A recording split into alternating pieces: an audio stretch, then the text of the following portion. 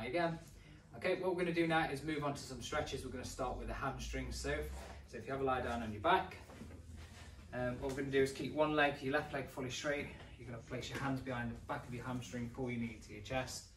And then what I want you to do for your first stretch is, as you're lifting up, is just breathe out slowly. And then if you look at the foot position and the ankle position, I want you to point your toes up. Okay, we've got a little bit of shaking, a bit of fatigue. And then you flex your toes in like this. So dorsiflexion in, okay, and then release slowly. So if you just do 10 on each side, so point your toes up and stretch. So as you point your toes up, you may feel a stretch through like the front of your shin area. Can you feel that one in front of your shin? Across the top of your foot. And if we try and get the leg to almost straight, you might have to ease off of bringing the knee to the chest. It's also a good exercise for sciatic nerve, hamstring, the whole chain. Okay. But again, a lot of seated work, hamstrings tend to be shortened.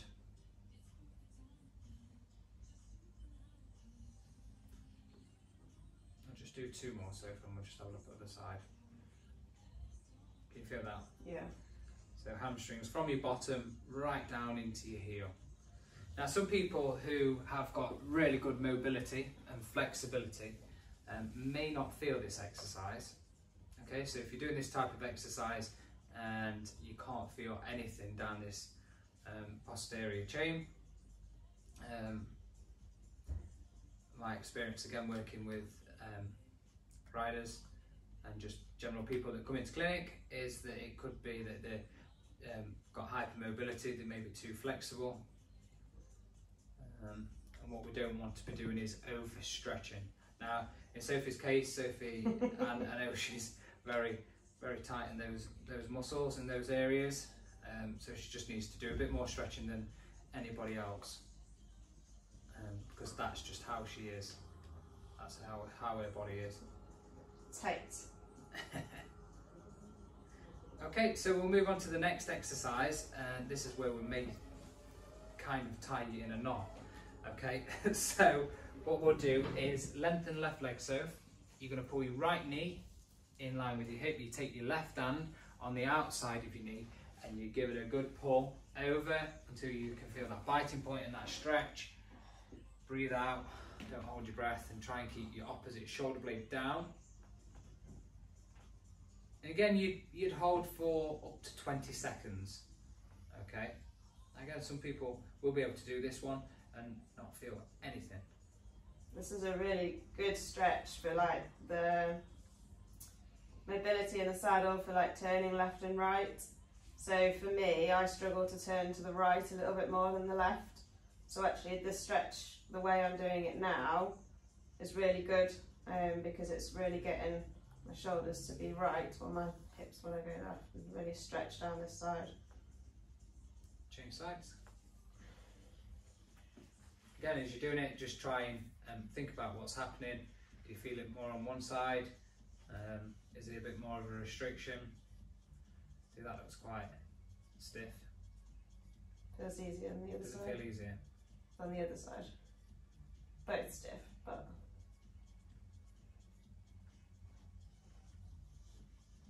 Okay, and we'll just do one more. So again, what you could do is 3 to 5 sets of those, holding for at least 20 seconds. So the next one we're going to do 2 more actually. We'll do so on all fours like this, and this one is for the middle of the spine. Okay, so what we do is directly put all our body weight through one arm, so hand in line with the shoulder. What we're going to do is try and keep your pelvis square, okay, neutral spine position, and then what I want you to do is reach under, keeping this arm fully straight, and then bring you back under like that, like you're pulling a weight or a resistance under, so you're really reaching under. Try that one, so 5 on each side. So again, it's good for turning, good for that rotation in your spine. And you can progress it, so you take your arm right through, so right through, keep going, keep going, keep going, keep going, really open up. Feel that one? Yeah. Yeah. And breathing out with the movement, so try not to hold too much. That's it, tension through there. Again, another really good one for in the saddle. So we did these every day in Tokyo, and I felt a massive difference for spending all the time on these stretches Change sides. for when I got in the saddle, because none of us have time. But just finding a couple of these stretches that we're doing here today can really make an impact.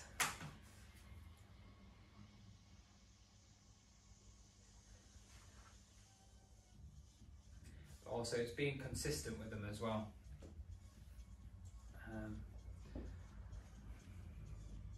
Even doing them at home before you ride, or doing them in the lorry.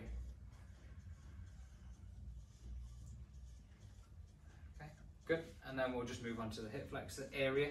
So this time what we're going to do is place 1 foot forward. Okay, now what I want to happen with your pelvis is I want to shift to one side to compensate. So you need to move your pelvis left, right, until you feel. So I've got my right leg back, so if I push my pelvis to the right slightly, I can feel a stretch just there. Okay, and that's just holding, my pelvis just wants to compensate slightly and take the easy route and shorten by me dropping my right side through the middle of my spine. You feel that, just holding it? Yeah. So if you push, oh, I've got cramp, I've got cramp. Oh, I've got cramp.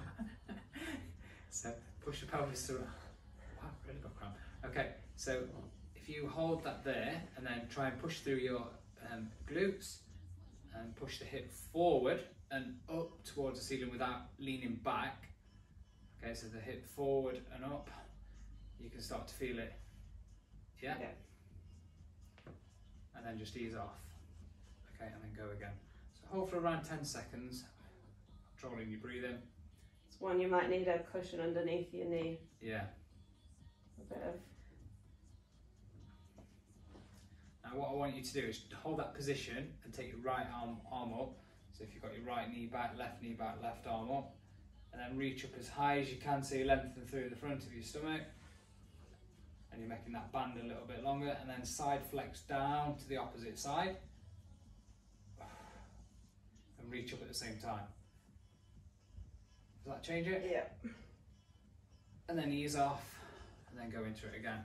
So start position, arm on the right knee, move the pelvis over to the right slightly, drive the hip forward and up, arm up, nice straight spine, short, oh cramp. I need you to do this one more, Daz. It's on the left side. I'm just going to change sides a second. Oh, there you go.